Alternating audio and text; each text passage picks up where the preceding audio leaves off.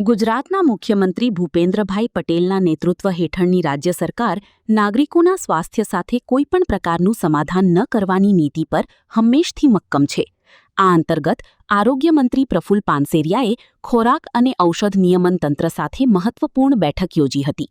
રાજ્યમાં ચાલી રહેલી સ્પેશિયલ ડ્રાઇવની સમીક્ષા કરી હતી અને આ સ્પેશિયલ ડ્રાઇવને હજુ વધુ તીવ્ર બનાવવાના આદેશ આપ્યા હતા.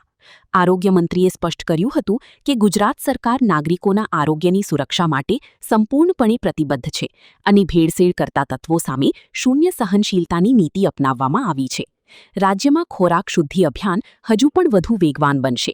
ભેળસેળિયા તત્વોને કડક ચેતવણી આપતા મંત્રી પ્રફુલ્લભાઈએ કહ્યું હતું કે જે કોઈપણ લોકો એનાલોગ પ્રોડક્ટને પનીર તરીકે વેચીને નાગરિકો સાથે છેતરપિંડી કરશે તેમને કોઈપણ સંજોગોમાં છોડવામાં આવશે નહીં. ફૂડ બિઝનેસ ઓપરેટરો તાકીદે નિયમોનું પાલન શરૂ કરે, અન્યથા સરકાર તેમના વિરુદ્ધ કડક કાયદાકીય કાર્યવાહી કરતા જરા પણ અચકાશે નહીં.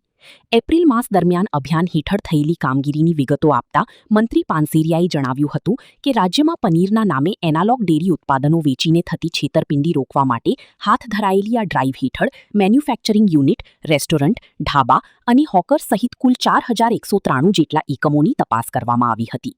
આ તપાસ દરમિયાન અંદાજિત 1,83,240 મૂલ્ય ધરાવતો આશરે 1,018 કિગ્રા શંકાસ્પદ પનીર એનાલોગનું જથ્થો મળી આવતા તેને જપ્ત કરી સ્થળ પર જ નાશ કરવામાં આવ્યો હતો. સુરત શહેર અને ગુજરાતભરમાં જે રોડ ઉપર, સ્ટ્રીટ ઉપર ખુલ્લા ખોરાક વગેરે, કોલ્ડ ડ્રિંક્સ, તરબૂચ, મસાલાઓ વેચે છે, એમાં ગુજરાત સરકારના ફૂડ એન્ડ ડ્રગ્સ વિભાગ દ્વારા આરોગ્ય જાળવણી માટે સતત એમના ઉપર વોચ રાખી એમના તપાસ, એમના નમૂના લેવાઈ રહ્યા છે. આ ટીમ ફૂડ એન્ડ ડ્રગ્સની ટીમ સતત કામગીરી કરી રહી છે. એ લોકોના સ્વાસ્થ્ય માટે કરી રહી છે અને એ માટે હું બધાને વિનંતી કરું છું કે આપણે ખાવાની વસ્તુ લઈએ છીએ એ ખૂબ સ્ટાન્ડર્ડ કંપની અથવા તો ખૂબ સ્ટાન્ડર્ડ ડેરીની પ્રોડક્ટનો જ યુઝ કરી લેભાગુ તત્વો કે ખુલ્લું વેચાતો ખોરાક એક પણ ના લે.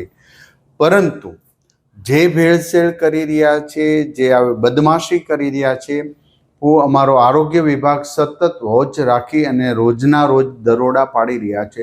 1,21,00,000 જેટલી દવાઓ, ડ્રગ્સની અંદર ભેળસેળ અને નશીલી દવાઓ વગેરે શંકાસ્પદ દવાઓનો જથ્થો સીલ કરી દેવામાં આવ્યો છે.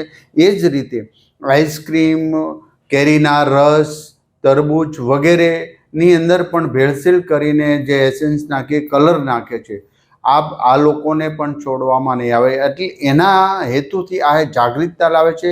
અમારા 32 રથ યાની કે વાન ઓન રોડ પર પૂરા ગુજરાતની અંદર અત્યારે ફરી રહ્યા છે ને સમયાંતરે ગમે ત્યારે ગમે ત્યાં એના ટેસ્ટ અને ફૂડ વાનની અંદર જ એમના પ્રાથમિક બેઝની ટેસ્ટ કરવામાં આવે છે, જેથી કરીને ખોરાક ખાદ્ય છે કે અખાદ્ય છે તુરંત જ નિકાલ ત્યાં કરી દેવામાં આવે છે. પરંતુ હજી એક પણ અમારી ઝીરો ટોલરન્સની નીતિ સાથે સરકાર કામગીરી કરી રહી છે. એક પણને બક્ષવામાં નહીં આવે. લોકો આજે નહીં તો કાલે આ બદમાશી કરનાર લોકોએ સુધરવું પડશે અને સુધારવા માટે અમારું ફૂડ અને ડ્રગ્સ વિભાગ સતત કામગીરી કરી રહ્યું છે. જેમાં ગંભીર બેદરકારી બદલ 270 જેટલી એકમોની તંત્ર દ્વારા નોટિસ પાઠવવામાં આવી છે. આ ઉપરાંત 118 જેટલા શંકાસ્પદ નમૂના લેબોરેટરીમાં ચકાસણી અર્થે મોકલાયા છે, જેના પરિણામ આવ્યા બાદ કાયદેસરની કડક કાર્યવાહી કરાશે.